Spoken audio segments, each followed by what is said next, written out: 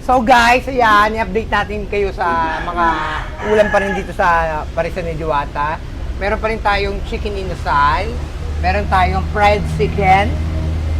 Chicken ha. Meron tayong dinakdakan, paksiw na bangus, at chapsuy.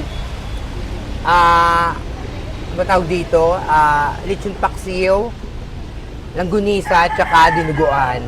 Meron din yempo. So, bali, nandun yung overload natin, tsaka yung mami overload. Yan.